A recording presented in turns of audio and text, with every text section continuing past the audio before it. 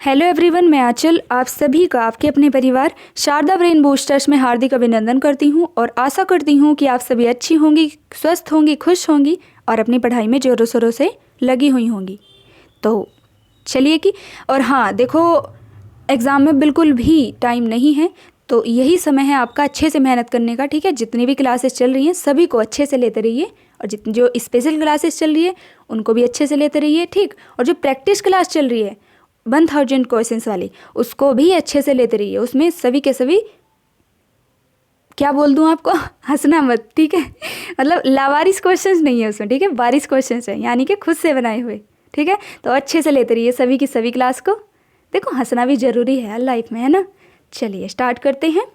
आज क्या करने वाले हैं, देखो आज करने वाले हैं हम दहेज व घरेलू हिंसा से संबंधित महत्वपूर्ण प्रश्न। ठीक है, चलिए क्वेश्चन नंबर फर्स्ट। दहेज वह संपत्ति है जो एक स्त्री विवाह के समय अपने साथ लाती है या उसे दी जाती है। तो यह कथन किन का है, तो किन का है? क्या ऑप्शन नंबर ए चार्ल्स विनिक, या फिर ऑप्शन नंबर बी वेस्टर शब्दकोश, या फिर ऑप्शन नंबर सी ब्रिटेनिका शब्दकोश, या फिर option number D max Rodin. तो किन का है? देखो यह कथन है ऑप्शन नंबर सी ब्रिटेनिका शब्दकोश। किनका? ब्रिटेनिका शब्दकोश। तो हमारा राइट आंसर होगा क्या? Option number C. चलिए नेक्स्ट क्वेश्चन नंबर सेकंड।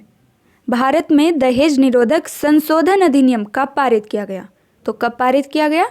क्या 1955 में, या फिर 1984 में, या फिर 1956 में, या फिर 1961 में? तो आपसे पूछा गया है संशोधन अधिनियम। देखो संशोधन अधिनियम तो ये किस में किया गया है? यह किया गया है ऑप्शन नंबर डी। देखो इसको संशोधन नहीं, संशोधन काटो इसका, है ना, संशोधन नहीं। भारत में दहेज निरोधक अधिनियम, क्या भारत में दहेज निरोधक अधिनियम किस वर्ष हुआ? ठीक है, तो यह एक्ट है 1961 का। कब का? 1961 का। ठीक है, तो हमारा राइट आंसर क्या होगा? हमारा राइट आंसर होगा option number D. Right answer क्या होगा हमारा? हमारा राइट आंसर होगा ऑप्शन नंबर डी। क्या है? Option number D. जो भारत में दहेज निरोधक एक्ट है वह कब का है? 1961 का। चलिए नेक्स्ट क्वेश्चन नंबर 3। दहेज प्रथा पर नियंत्रण कैसे संभव है? तो क्या ऑप्शन नंबर ए सामाजिक चेतना द्वारा, या ऑप्शन नंबर बी धर्म गुरुओं के व्याख्यान द्वारा, या फिर महिलाओं के आंदोलन द्वारा, या फिर राजनीतिक दबाव के द्वारा? तो देखो जो दहेज प्रथा पर नियंत्रण है तो वह कैसे संभव है? वह सामाजिक चेतना द्वारा है। ठीक है, ना तो दहेज रुक सकता है कि धर्मगुरुओं के व्याख्यान करते रहो, ठीक, या फिर महिलाओं के आंदोलन चलाने से भी कुछ नहीं होने वाला, या फिर राजनीतिक दबाव से भी कुछ नहीं होने वाला। देखो जो दहेज प्रथा पर नियंत्रण हो सकता है वह सामाजिक चेतना के ही द्वारा हो सकता है। ठीक है, चलिए नेक्स्ट। और आप सभी इतनी मेहनत से पढ़ाई करो कि अपनी शादी में बिल्कुल भी दहेज ना देना पड़े। ठीक है, अगर कोई मांगे भी तो चुपचाप कार्यवाही भी करो। ठीक है, परंतु दहेज ना लेना है ना ही देना है। ओके, चलिए क्वेश्चन नंबर 4। कौन सा कथन सही है? तो क्या एकल परिवार में दहेज प्रथा सामान्य बात है, या फिर ऑप्शन नंबर बी एकल परिवार में बाल श्रम सामान्य बात है, या फिर ऑप्शन नंबर सी दहेज तथा बाल श्रम सामाजिक बुराइयां हैं, या फिर ऑप्शन नंबर डी दहेज तथा बाल श्रम शहरों में सामान्य बात है? तो क्या होगा हमारा राइट आंसर? हमारा राइट आंसर होगा option number C. Option number C दहेज तथा बाल श्रम सामाजिक बुराइयां हैं। कैसी बुराइयां हैं ये? सामाजिक बुराइयां। ठीक है, चलिए नेक्स्ट क्वेश्चन नंबर 5। पोक्सो का विस्तार रूप क्या है? तो क्या है? क्या option number A protection of children from sexual offences, या फिर protection of children from several offences, या फिर prevention of children from several offences, या फिर prevention of children from several offences? तो क्या होगा हमारा राइट आंसर? देखो हमारा राइट आंसर होगा option number A. POCSO act का क्या फुल फॉर्म है इसकी? Protection of children from sexual offences. देखो जो पोक्सो एक्ट है तो यह किस वर्ष का है? देखो पोक्सो एक्ट जो है, पोक्सो एक्ट है 2012 का।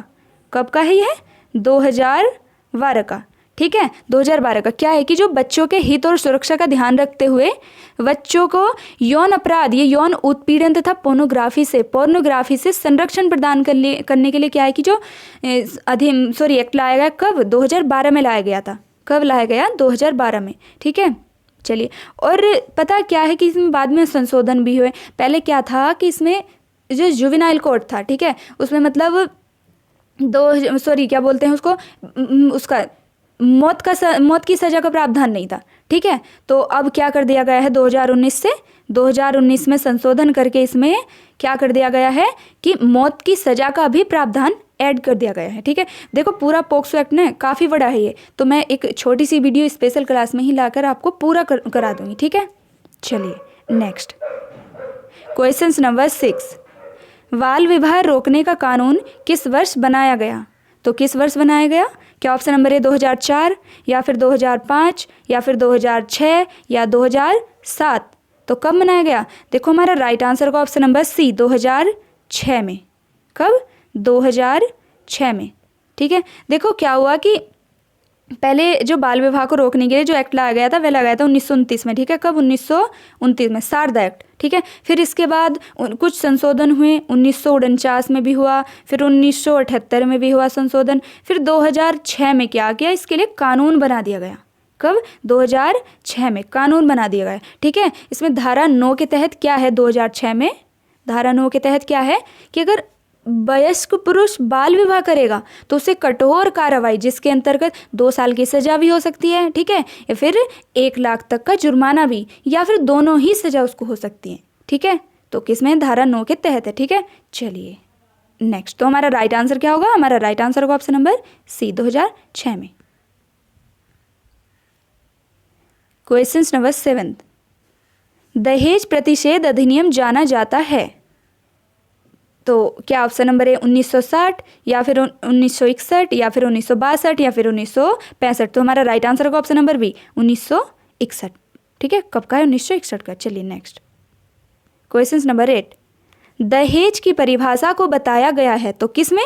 क्या धारा 3 में या फिर धारा 2 में या धारा 1 में या फिर धारा 4 में? तो देखो जो दहेज को परिभाषित किया गया है तो यह किया गया है धारा 2 में। किस में? धारा 2 में। तो हमारा राइट आंसर होगा ऑप्शन नंबर वी। चलिए नेक्स्ट,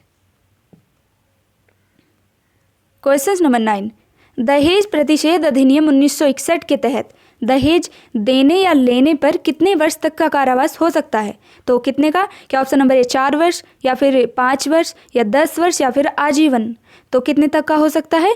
देखो यह हो सकता है 5 वर्ष तक का कारावास 1961 के तहत, ठीक है। 1961 के बाद में उसमें संशोधन भी किया गया है, बाद में आगे बताऊंगी। तो हमारा राइट आंसर होगा ऑप्शन नंबर वी। चलिए नेक्स्ट,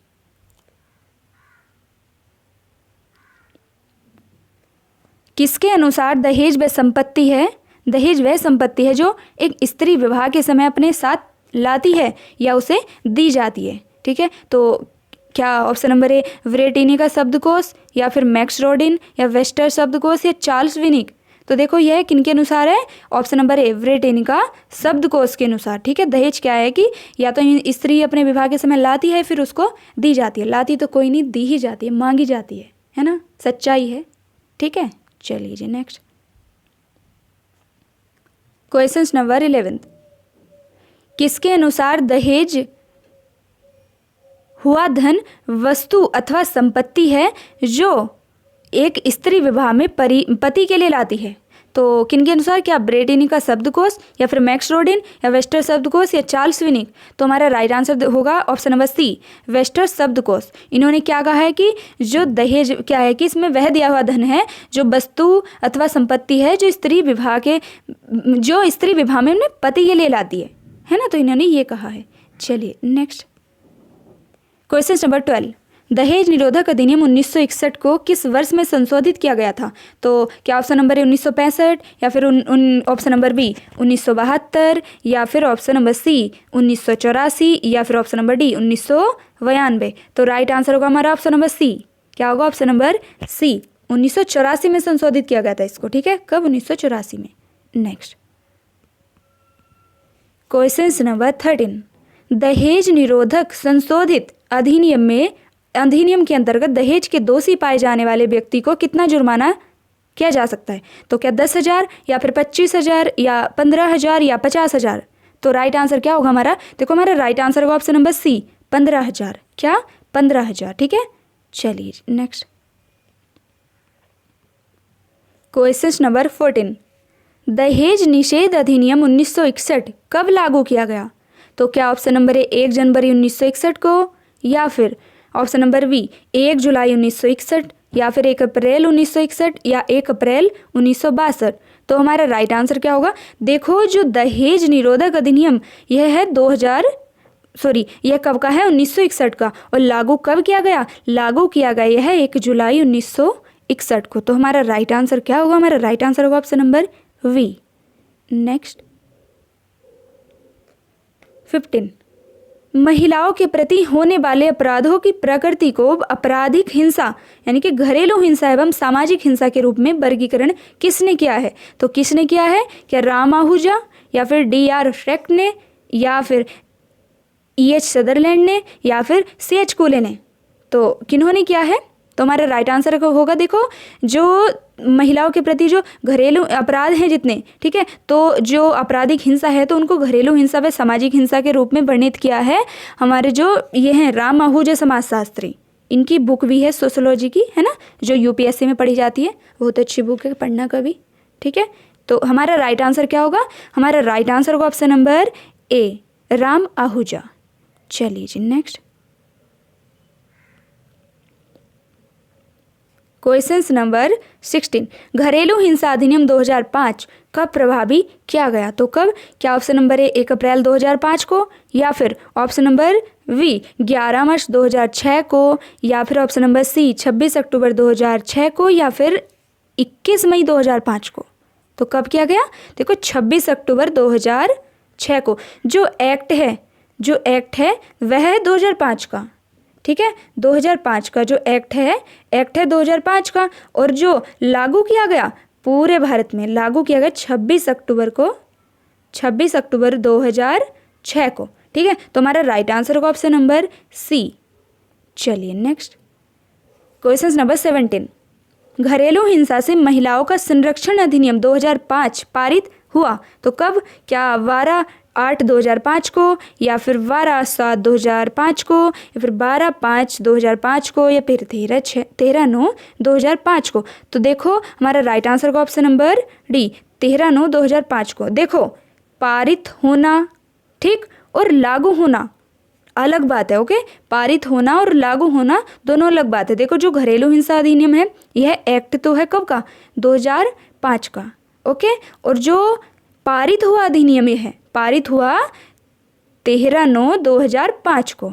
ठीक, और जो लागू कब हुआ? लागू हुआ यह 26/10/2006 को, 26/10 या फिर अक्टूबर 2006 को। चलिए नेक्स्ट क्वेश्चन नंबर 18। घरेलू हिंसा अधिनियम 2005 में कुल कितने अध्याय और धाराएं हैं? तो कितनी है? क्या ऑप्शन नंबर ए 5 अध्याय व 37 धाराएं, या फिर 6 अध्याय व 38 धाराएं, या फिर 5 अध्याय व 36 धाराएं, या फिर 6 अध्याय व 36 धाराएं? तो क्या होगा हमारा राइट आंसर? हमारा राइट आंसर होगा ऑप्शन नंबर ए 5 अध्याय व 36 धाराएं।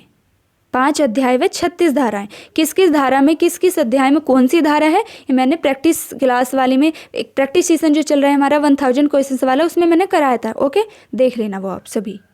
चलिए नेक्स्ट क्वेश्चन नंबर 19। किस धारा के अंतर्गत घरेलू हिंसा की शिकायत दर्ज होने के 60 दिनों के भीतर कार्रवाई का किया जाना अनिवार्य है? तो किस धारा के अंतर्गत? कि धारा 12, या फिर धारा 6, या धारा 7, या धारा 21? तो किसके अंतर्गत? देखो ये जो धारा 12 है, धारा 12, इसके अंतर्गत है कि जो घरेलू हिंसा की जो शिकायत दर्ज करनी है वे 60 दिनों के भीतर उस पर कार्रवाई की जानी अनिवार्य है। ठीक है, तो किस में है? ये धारा 12 में। ठीक है, तो हमारा राइट आंसर का option number A. Next question 20। किस धारा के अंतर्गत पीड़िता को परेशान करने वालों को सरकार द्वारा हिरासत में लेने का प्रावधान है? तो किस में है? क्या ऑप्शन नंबर ए धारा 12, या फिर धारा 6, या फिर धारा 7, या धारा 21? तो किस में है? तो हमारा राइट आंसर होगा देखो ऑप्शन नंबर डी धारा 21 में क्या है इसमें कि जो पीड़िता को परेशान करने वाले या फिर सरकार जितने भी हैं तो सरकार द्वारा हिरासत में लेने का जो प्रावधान है वह है धारा 21 में। ठीक है, चलिए नेक्स्ट क्वेश्चन नंबर 21। भारतीय दंड संहिता के किस धारा के अंतर्गत वेश्यावृत्ति हेतु किसी बालिका को बेचने पर दंड का प्रावधान है? तो किस में है? क्या आईपीसी की धारा 372 या फिर आईपीसी की धारा 376 या फिर आईपीसी की धारा 125 या फिर आईपीसी की धारा 405? तो किस में है? देखो जो हमारा राइट आंसर होगा ऑप्शन नंबर ए आईपीसी की धारा 372 में। किस में? आईपीसी की धारा 372 में। ठीक है, चलिए नेक्स्ट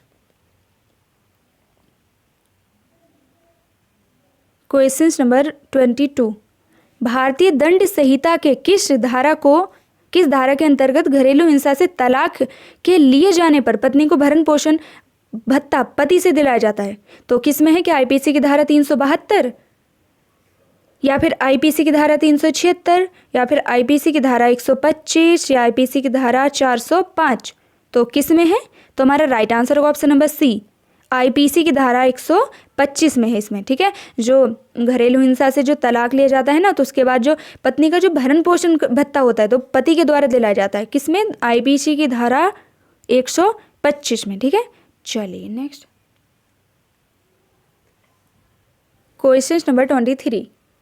इस अधिनियम में संरक्षण प्रदान किया गया है तो क्या विवाहित पत्नी को या बहनों, विधवाओं या लिविंग पार्टनर को या फिर 18 वर्ष से कम आयु के बालकों को या फिर उपरोक्त सभी? तो जो हमारा राइट आंसर होगा, देखो हमारा राइट आंसर होगा ऑप्शन नंबर डी उपरोक्त सभी को। ठीक है, सभी को संरक्षण प्रदान है। ठीक है, चलिए नेक्स्ट 24।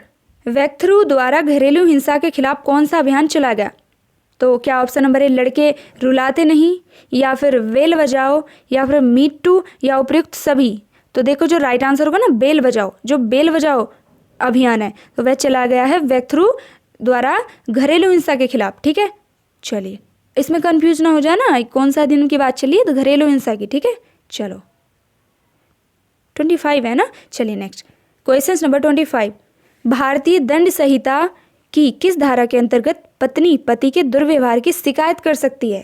तो किसके? क्या धारा 496 या धारा 498 या धारा 497 या फिर धारा 499? तो किसके अंतर्गत कर सकती है? देखो कर सकती है धारा 497 के, धारा 497 के। ठीक है, तो हमारा राइट आंसर होगा ऑप्शन नंबर सी। चलिए अब पति नहीं या पत्नी, अब और ओनली पत्नी ही नहीं पति भी कर सकता है। अगर आपने काला बोला पति को, ठीक है, तो आपके खिलाफ शिकायत दर्ज की जाएगी, है ना। ठीक है चलिए तो कैसी लगी क्लास आपको? ठीक है, कैसी लगी वो भी बताना है। अगर अच्छी लगी तो लाइक भी करना है। ठीक है, नहीं लगती तो डिसलाइक मत करना, चाहे मत करना लाइक पर, डिसलाइक मत करना। ठीक है, तो कैसी लगी क्लास सभी को बताना है। ठीक है, चलिए मिलते हैं नेक्स्ट क्लास में। टेक केयर, बाय बाय, जय जय श्री राधे।